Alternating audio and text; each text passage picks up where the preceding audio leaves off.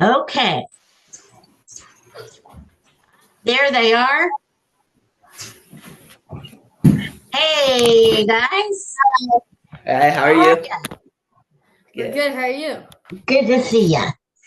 Oh, let me let me get straightened up in my chair here. Okay. All right. Now you read the chapter, right? Yes. Oh, hello everybody. It's Miss T from Cozy Corner. Miss T's Cozy Corner. Anyway, this is James. Say wave, James. Hi. And this is Micah. Hi. And we are going to have some guest reading today. Chapter 11 of Hatchet. And if they want to, I'll let them read another chapter. Okay, so James, tell me a Yes, ma'am. little bit about yourself. Okay, so I am 13 years old. I live in South Carolina. I am a Christian and trust in Jesus. And I play football and baseball and golf. Whoa. So, a sports fella here. Yes. How did you find my channel? So we were doing the yearling for school. It was the first book. And then Oh, I looked up yearling audiobook, and then the first thing that came up was Miss T. And ah, then so I put it on there and started watching it, and then I like watched all the videos, and then on the end it was like the party. You did like something, it was like the party at the end, and then you put in your email, so I wanted to email you, and then we just emailed each other back and forth. and we have become good friends. Yes, ma'am. And how long ago was that? That was around August, but we finished like middle of September. Oh, okay. All right. And Micah, tell me a little bit about yourself. My name is Micah. I'm a believer in Christ. I live in South Carolina, a few minutes away from James. I'm one of 11 kids. Whoa, Yes, big ma'am. family. Yes, ma'am. And where are you? What I'm number the are you? I'm number 10. Oh, okay, almost the baby. Yes, ma'am. And I really love sports. Yeah, all of them. Yes, ma'am. Do you play any of them? I play football. I'm gonna play baseball. Gonna play track, and yeah. All right. I like baseball. It's my favorite. Yes, I went to Okay, good. so Micah, tell me how you found the channel. So I kind of found it out the same way as James. We were reading The Yearling, and I looked it up, and James kind of kept me on watching you. Like he'd support you over and over, and just tell us to keep on going back to your channel. So I kept going, and I just started watching you more and more. And so, what other books have you watched on my channel? What have we watched? We've watched most of our school Every yearbooks. single year book that you did for our school, we watched. Oh, okay. So, I know And you've done The Hiding Place. And yes, James, I know you did A Wrinkle in Time. yeah, I'm 2 chapters away from finishing Wrinkle in Time. um, let's see. Any others? Are you reading Hatchet or are you listening to Hatchet? Like I've seen a few videos, but just because I've been reading Wrinkle in Time, I Right. haven't watched Hatchet as much. Yeah. What about you, Micah? Have you read any of it? I have not. I remember I've heard a lot about it, but I've just same as Okay. James. So, do you know the story? No, ma'am, not completely. I know Okay. a little bit of it. I've heard about it. So, what do you know? Well, I don't know about the book. I just know that my sister's read it before. I think Okay. I've only seen the front cover and stuff. Okay. So, this young man, his name is Brian. He's 13 years old, and his parents are recently divorced. He's very upset about it because he caught his mother kissing some other man. So he thinks that that's the reason they got the divorce. It is the summertime, so perfect book for summer. And he is on his way to visit his dad in Canada. And before he gets out of the car with his mom, she gives him a hatchet, knowing that he's going up to Canada in the forest.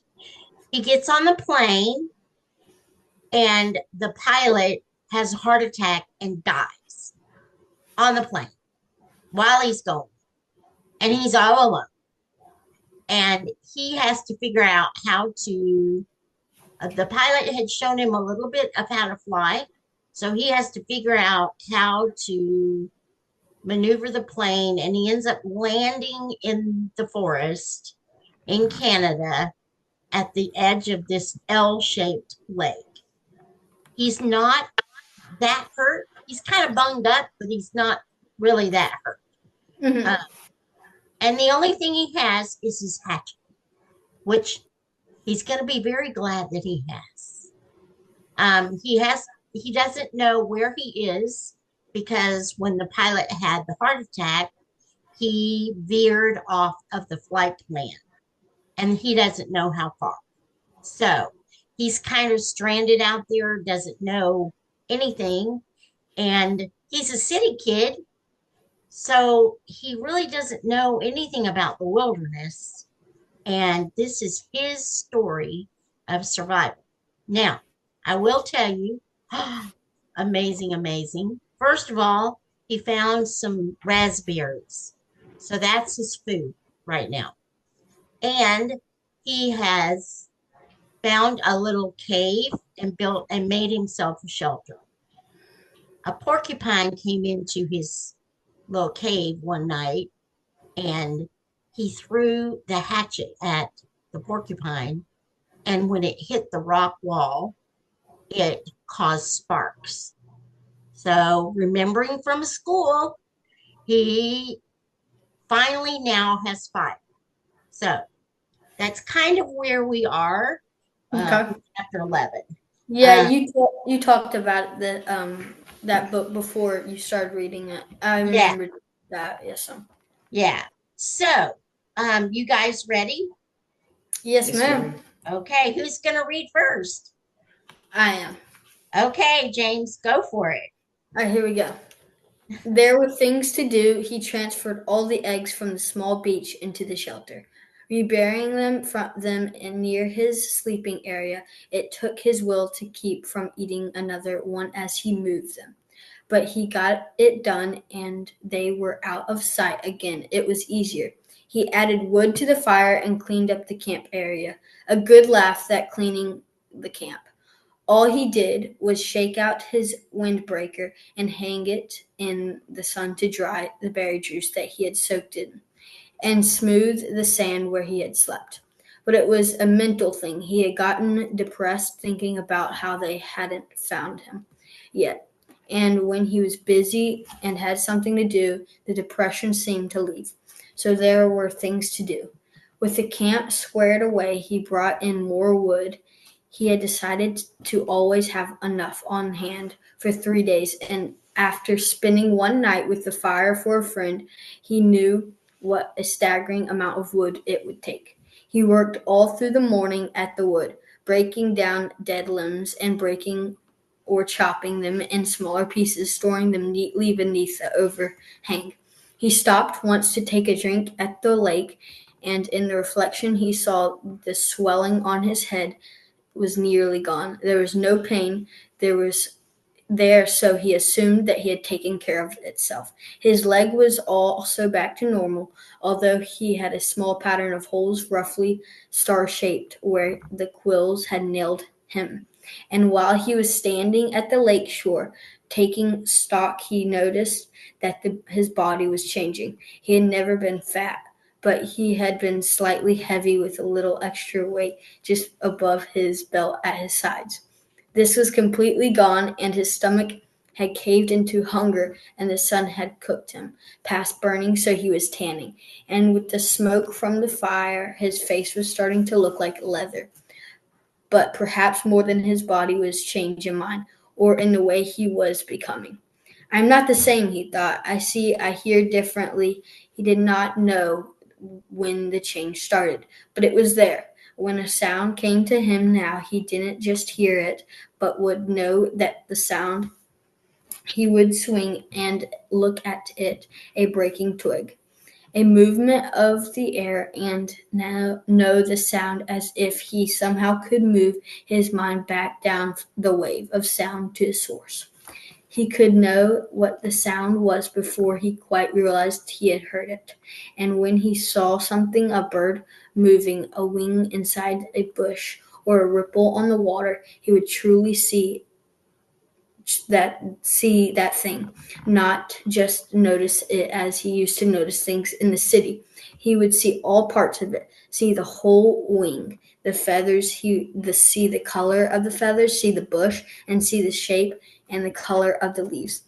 He would see the way of light it moved in the ripples on the water, and see that the wind made the ripples, and which way that wind had to blow to make the ripples move in a certain way. None of that used to be in Brian, and now it was a part of him. It changed a part of him, grown part of him, and the two things, his mind and his body, had come together as well. We made a connection with each other that he didn't quite understand. When his ears heard a sound or his eyes saw a light, his mind took control of his body. Without his thinking, he moved to face the sound, or sight moved to make ready for it, to deal with it. There were these things to do. When the wood was done, he decided to get a signal fire ready. He moved to the top of the rock ridge that comprised the bluff over his shelter and was pleased to find a large flat stone area. More wood, he thought, moaning inwardly. He went back to the fallen trees and found more dead limbs, carrying them up on the rock until he had enough for a bonfire. Initially, he had thought of making a signal fire every day, but he couldn't. He would never be able to keep the wood supply going. So, while he was working, he decided to have the fire ready, and if he heard an engine, or even thought he heard a plane engine, he would run up with a burning limb and set off the signal fire. Things to do. At the last trip to the top of the stone bluff with the wood, he stopped, sat on the point overlooking the lake, and rested. The lake lay before him, 20 or so feet below, and he had not seen it this way since he had come in with the plane. Remembering the crash, he had a moment of fear, a breath-tightening little rip of terror, but it passed as he was quickly caught up in the beauty of the scenery. It was so incredibly beautiful that it was almost unreal. From his height, he could see not just the lake, but across part of the forest, a green carpet, and it was full of life. Birds, insects, there was a constant hum and a song. At the other end of the bottom of the L, there was another large rock sticking out over the water, and on top of the rock, a snaggly pine had somehow found wood and grown bent and gnarled. Sitting on one limb was a blue bird with a crest and a sharp beak, a kingfisher. He thought of a picture he had once seen, which left a branch while he watched and dove into the water. It emerged a split part of a second later. In its mouth was a small fish, wiggling silver in the sun. It took the fish to a limb, juggled it twice, and swallowed it whole. Fish.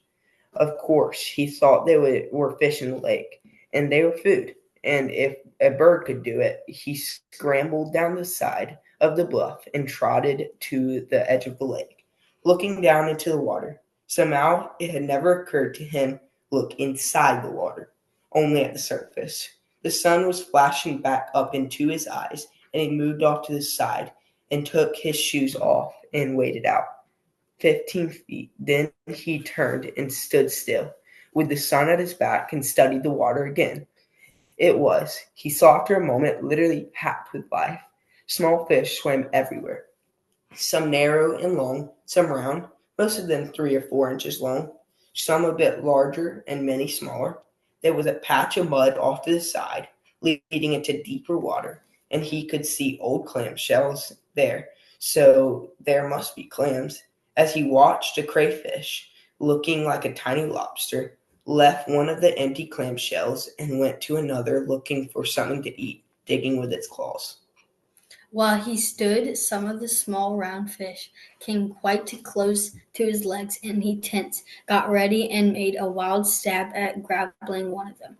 They exploded away in hundreds flicks of quick light so that he had no hope of catching them that way. But they soon came back, seemed to be curious about him, and as he walked up from the water, he turned to think of a way to use that curiosity to catch them. He had no hooks or string, but if he could somehow lure them into the shallows and make a spear, a small fish spear, he might be able to strike fast enough to get one. He would have to find the right kind of wood, slim and straight.